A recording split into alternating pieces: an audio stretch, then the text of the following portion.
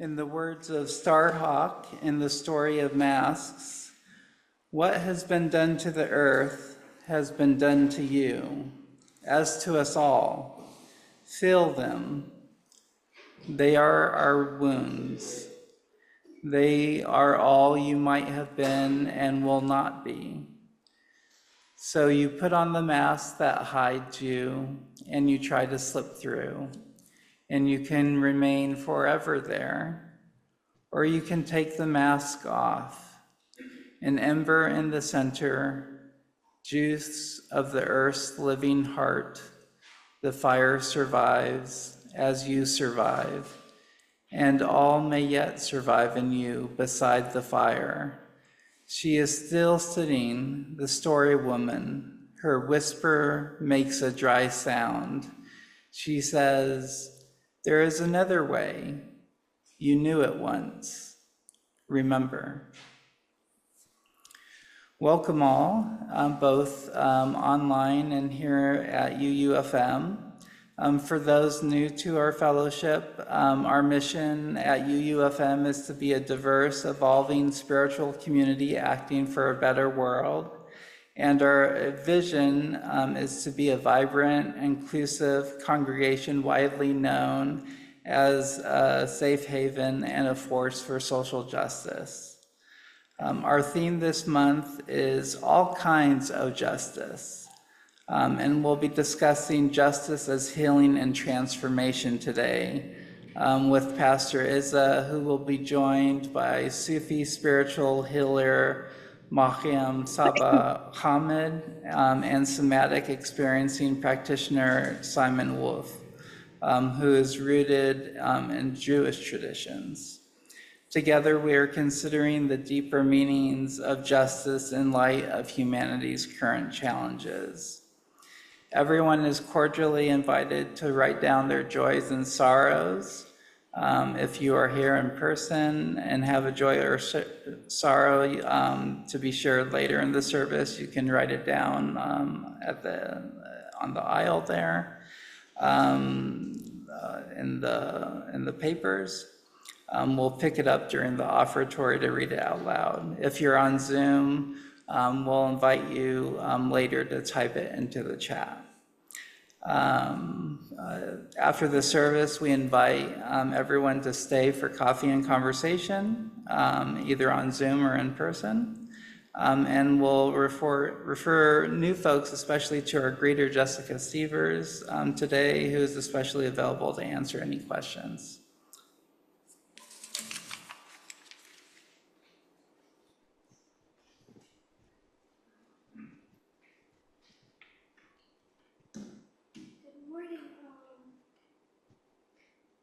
Good morning. My name is Pastor Isabel Call, and it is such a joy to serve as the minister here at the Unitarian Universalist Fellowship of Manhattan. Josiah and I are going to light the chalice with these words of the Reverend Rebecca Savage. Spirit of life, eternal mystery that holds us close. Receive the meditations of our hearts this day. We come together in this quiet moment to unify our hearts again toward the clarion call of our time. May justice and equity guide us to greater connection, to a greater truth. Our part is just as great to approach dismantling systems of oppression within us in order for us all to be free. To know that when I cherish and tend to the divine spark within me,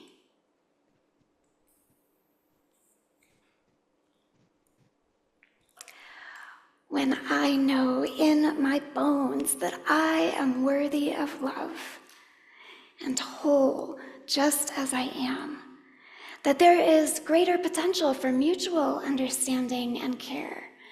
Love is not scarce. Our ability to extend compassion and grace can be. I place my hand over my heart and know I can feel the spirit of life within me.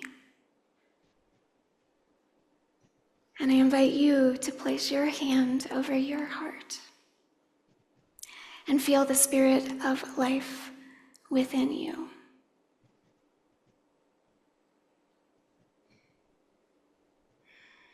The spirit of life is divine within us. The spirit of life is here. This is the beginning of equity and justice when we go within in order to be of service in our communities and our world. May it be so.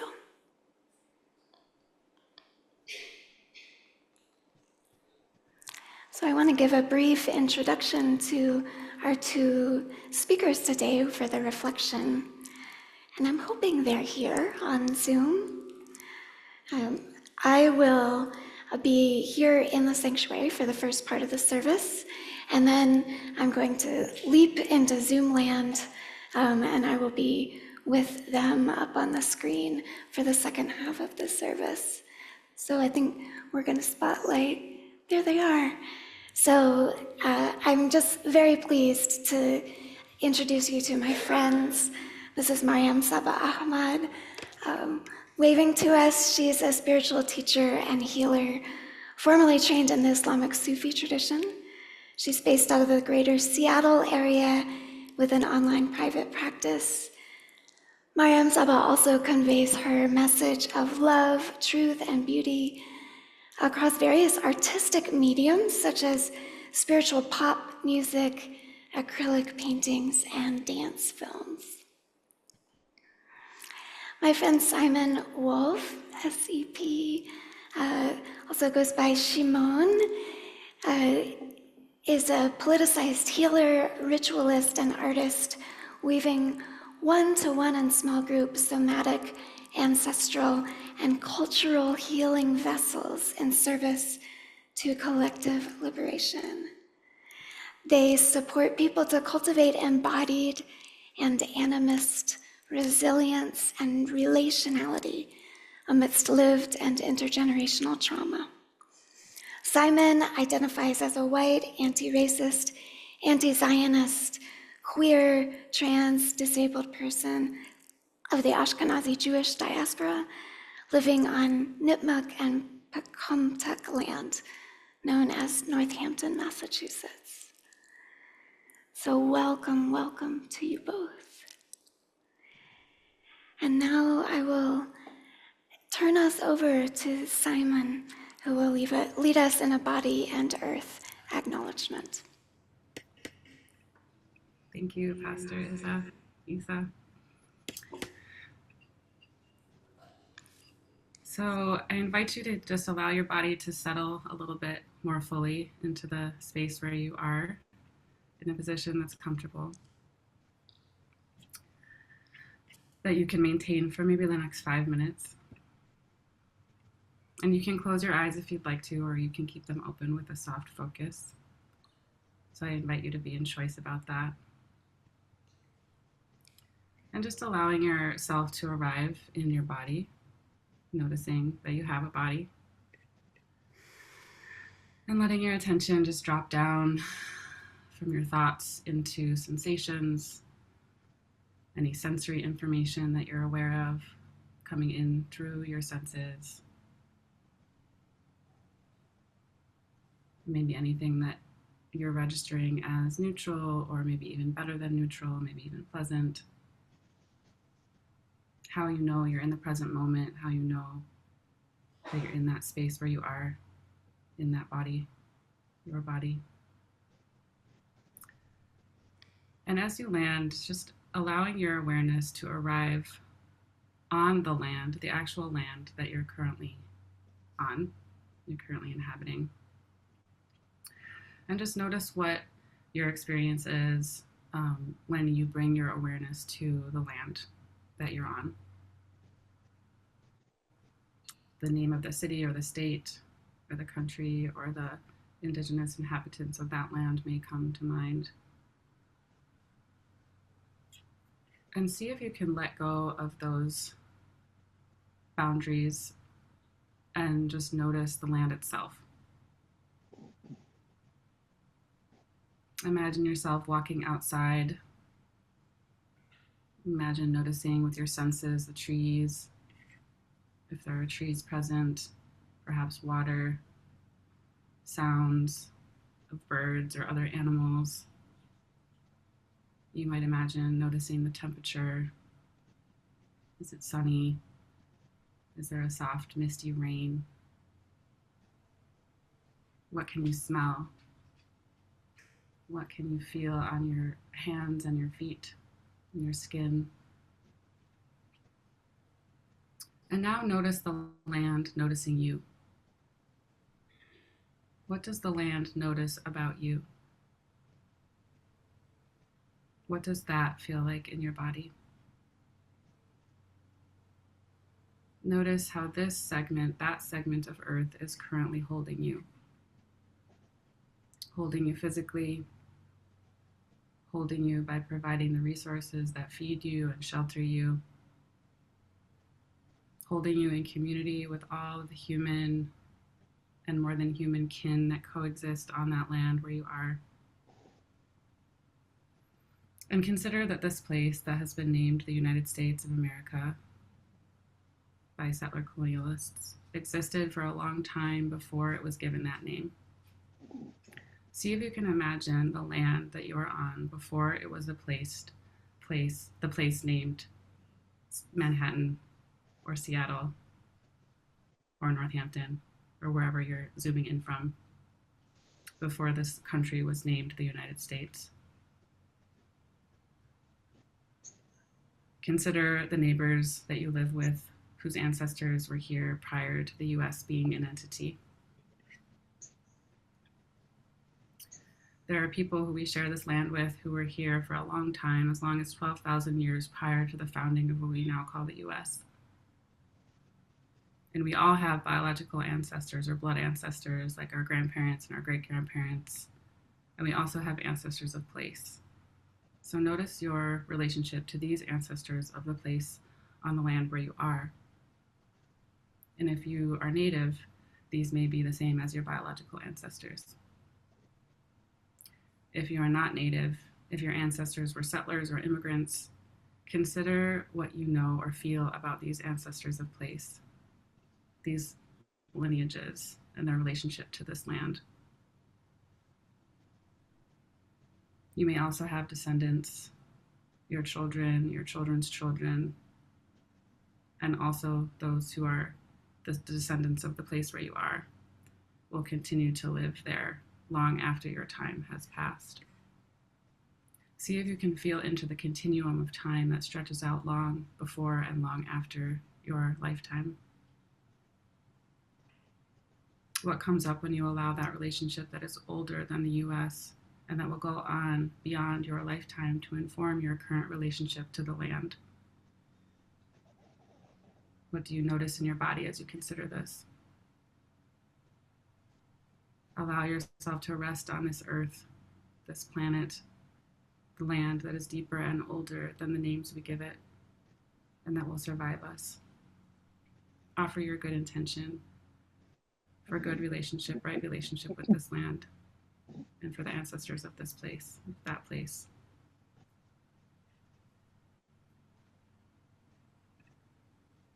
Thank you.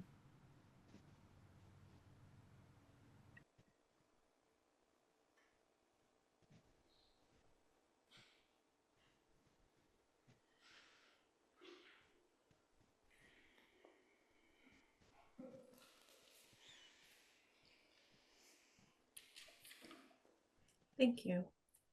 Can I be heard? Okay, thank you. Just wanted to check.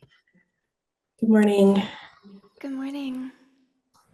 We can hear you. Thank you. So, Sufi tradition is rooted in Islam. So when I refer to the divine or source or God, I'll use God or Allah, but it's not meant to put anyone's understanding of the divine or experience into a box.